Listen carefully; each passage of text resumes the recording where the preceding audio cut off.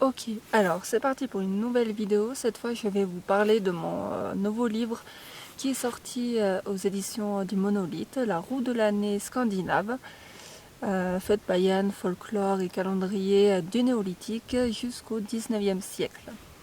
Alors dans cet ouvrage, du coup comme le sous-titre l'indique, je suis partie un petit peu de la préhistoire, donc j'ai fait un premier chapitre sur la perception du temps dans le néolithique scandinave ainsi qu'à l'âge du bronze.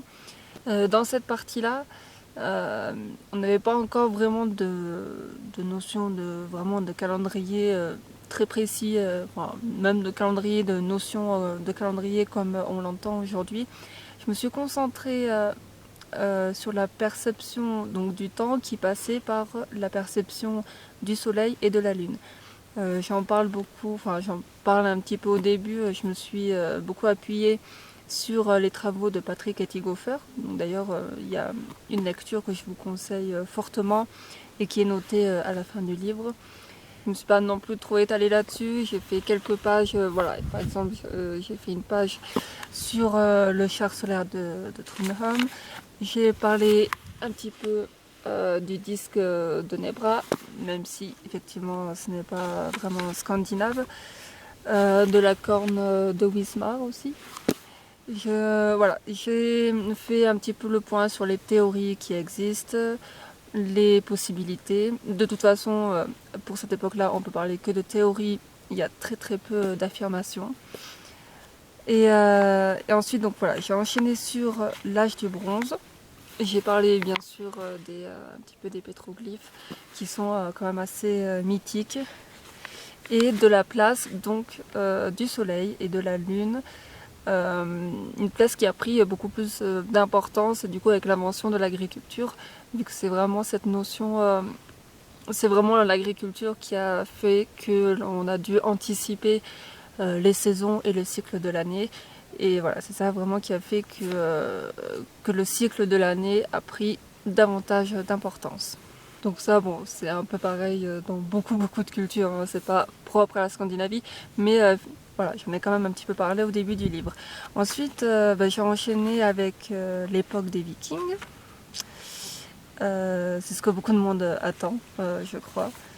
Là déjà, il y a déjà un peu plus de sources écrites, il y a un peu plus de quoi travailler. Donc voilà, j'ai parlé des moments de la journée, parce que voilà, c'était pas des heures vraiment de 60 minutes comme nous, c'était des moments qui étaient un peu plus longs. J'ai parlé des mois de l'année, des différentes périodes. Je vous ai mis un extrait d'ailleurs du livre des Islandais, hein, d'Ari Thorgilsson. Euh, Hop, enfin, vous ne voyez rien. Mais voilà, je vous ai mis quand même un extrait qui t'a cité les sources. En fait, c'est même plus compréhensible, voilà, vraiment quand on a le morceau de texte qui explique le, la conception des semaines islandaises, hein, plutôt, ce sont des sources islandaises. Je vous ai mis un extrait aussi voilà, d'un ouvrage du XVIIIe siècle. Bon, c'est une étude qui explique justement ces moments de la journée. Je vous ai mis un petit extrait des lois islandaises, les Gragas, qui explique un petit peu la notion de l'année qui était divisée en deux, donc l'été et l'hiver. Mais voilà, ça explique que c'est un peu plus compliqué que ça, hein. L'été devait commencer un jour particulier de la semaine, l'hiver également. Il y avait 4 jours supplémentaires au milieu de l'été. Voilà, donc je vous ai mis les extraits voilà, qui explique le système de l'année, avec bien sûr les mois islandais. Donc on parle de calendrier nordique, mais généralement voilà, ce sont des mois islandais. Et du coup, j'ai enchaîné sur un chapitre avec les fêtes païennes, enfin pendant la période viking. Beaucoup de gens attendaient ce chapitre précis dans le livre. Donc voilà, et je vous ai fait, donc je me suis basée sur les écrits de Snorri Sturluson. Principalement. Donc il y a plusieurs traces hein, des fêtes, que ce soit dans la Ynglinga saga, dans la saga des rois de Norvège, même dans la saga islandaise, la saga d'Egil Skallagrimson, il y a plusieurs traces de chaque fête. Donc à chaque fois, je vous mets dans quel texte on peut trouver ces traces. De temps en temps, je vous ai carrément mis en fait l'extrait du passage avec la version vieux norrois puis la version française. Et voilà, donc j'avais fait, enfin, voilà, c'est quand même assez court, hein, voilà, il y a une page par fête. Dans la mesure où, pareil, en fait, ce sont des théories, hein, même au niveau des dates, on suppose que les Scandinaves avaient un calendrier lunisolaire. Donc voilà, on suppose qu'il n'y a pas de date fixe, mais ça reste des théories. Par exemple, pour le Yule Blot, par exemple, que l'on a l'habitude de fêter le 21 décembre, bon, on s'est rendu compte que suivant les indications de Snorri Sturluson, c'était plutôt en janvier. Pourquoi ça serait en janvier? Voilà, la seule explication serait que le Yule Blot était fêté pendant la pleine lune qui suit du coup le solstice d'hiver. Donc généralement ça tombe entre mi-janvier ou ça peut aller même jusqu'à début février. Je prends un autre exemple pour l'Alpha Blot. Je vous ai mis un extrait du poème dans lequel qui est la plus grosse source en fait de la fête. Vous avez le poème en vieux norrois et en français. Donc pareil, ce chapitre-là sur les fêtes païennes, il y a beaucoup de conditionnels, hein, vous verrez dans les phrases, parce que voilà, pareil, c'est vraiment beaucoup de théories. Alors par contre, il y a quand même pas mal d'indications hein, sur comment elles étaient fêtées, quel dieu on pouvait honorer à ce moment-là. Il y a quand même quelques indications. J'ai terminé le chapitre sur voilà, quelques mots sur les offrandes, comment célébrer et comment se passaient les sacrifices par exemple. Voilà, c'est vraiment quelques mots pour peut-être essayer de casser les idées reçues, surtout sur les sacrifices et sur les offrandes. Ensuite, j'ai fait un petit chapitre, enfin un gros chapitre, sur le folklore scandinave, avec, je vais vous montrer les fameux calendriers runiques. Je suis vraiment tombée amoureuse hein, de ces objets et vous allez vous en rendre compte. Je crois que dans tous mes livres chez les éditions du Monolithe, il y a des calendriers runiques. Hop. Donc je vous ai mis pas mal de photos. Voilà, en plus il y en a quelques-uns que j'ai eu la chance de voir directement à Bergen et que j'ai pu en prendre en photo et étudier un peu plus de près. Donc je vous ai mis le concept hein, alors ça s'appelait des primstavar, primstam au singulier. Alors on sait qu'on appelle ça calendrier runique, mais ils n'ont pas tous des runes. Les calendriers comme ça qui avaient des runes viennent plutôt de Suède. Les autres, ils avaient juste des traits pour marquer les jours, ils n'avaient pas de runes. Et il y avait des petits dessins, donc vous avez sûrement dû voir ou que vous verrez sur les photos. Ces petits dessins représentaient des fêtes ou des messes, puisque ça date hein, de l'époque chrétienne. Et pour le coup, ces objets-là, on les doit vraiment à l'arrivée du christianisme. Les primstav sont nés parce que voilà, il y avait beaucoup de messes dans l'année et il a fallu un objet vraiment pour noter tout l'ordre des messes voilà, dans l'année. Donc je vous ai mis bien sûr la symbolique pour chaque petit dessin, quelle fête ça voulait dire.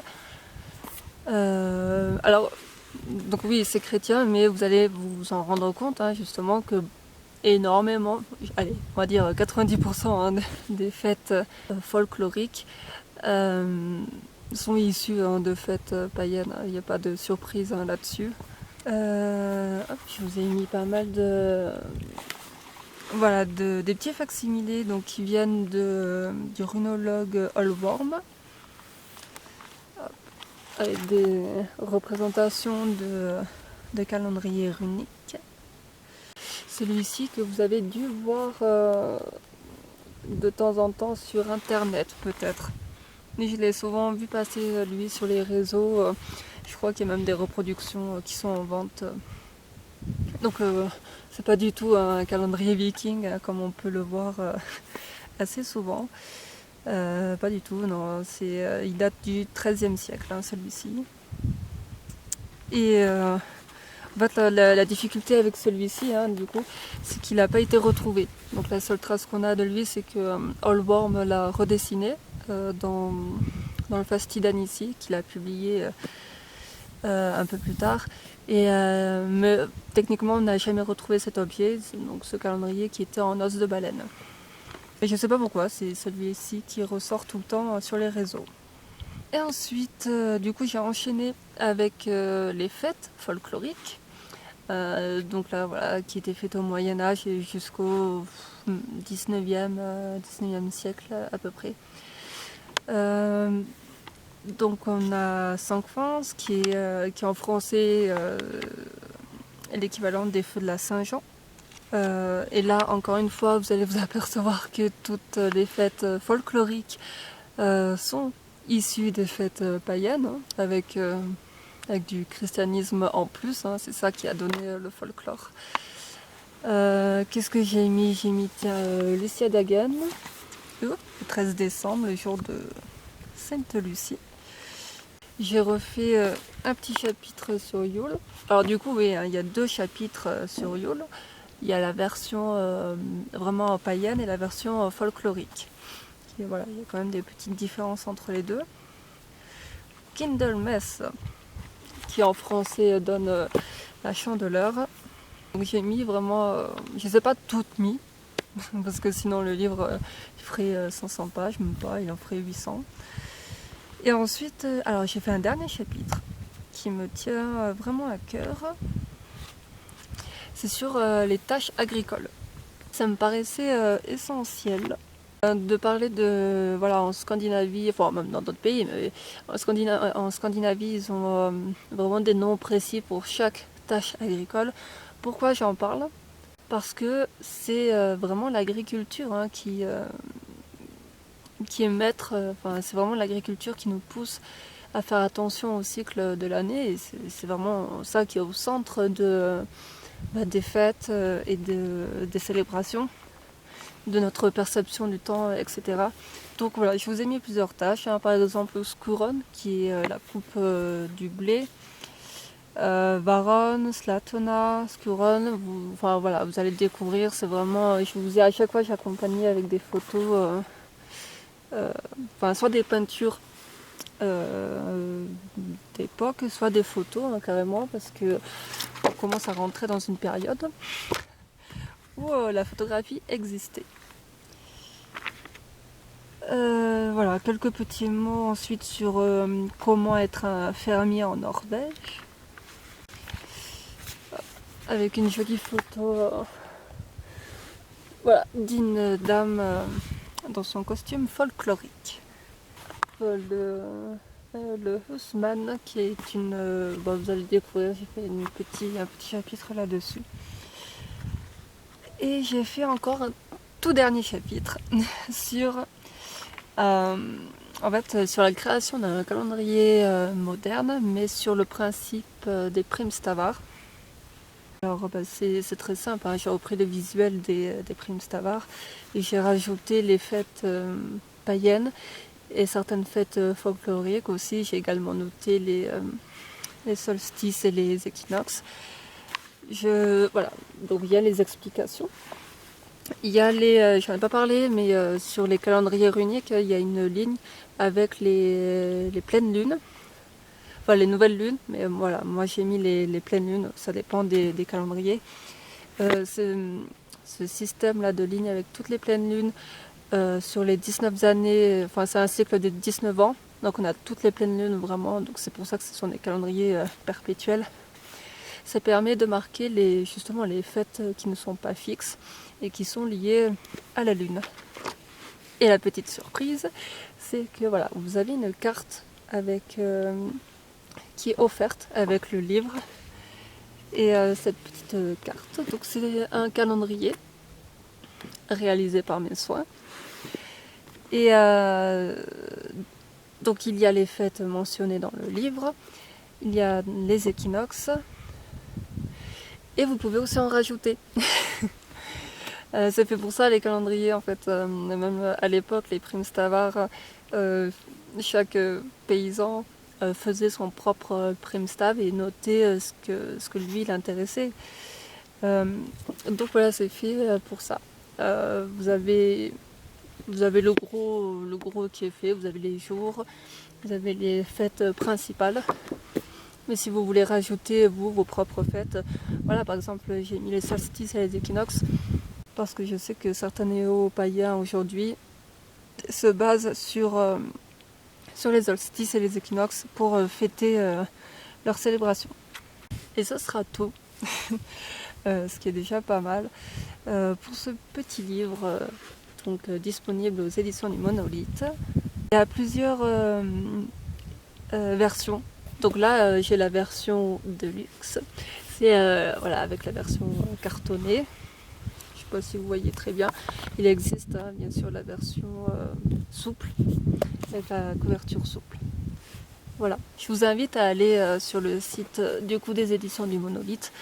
Vous trouverez tous mes ouvrages. Donc celui-ci, l'avant-dernier, l'histoire de la runologie, et mon premier, donc le Computus Rhonicus, qui est une traduction d'un manuscrit du runologue Holborn. Et vous pouvez également aller sur mon site en ligne, latavernecooper.com, où là vous trouverez tous mes autres ouvrages aussi. Donc il y a le Mémo Rune, le petit livre sur les symboles controversés, d'autres livres aussi qui n'ont pas forcément de rapport. Et il y a aussi une partie librairie, parce que voilà, je vends quelques livres là-dessus sur internet. Voilà, et sur ce, vous pouvez, pour ceux qui sont intéressés, du coup, vous abonner à ma chaîne Facebook, à Instagram et sur YouTube. Vous devriez avoir les liens pas très loin. On se dit à bientôt pour une prochaine vidéo.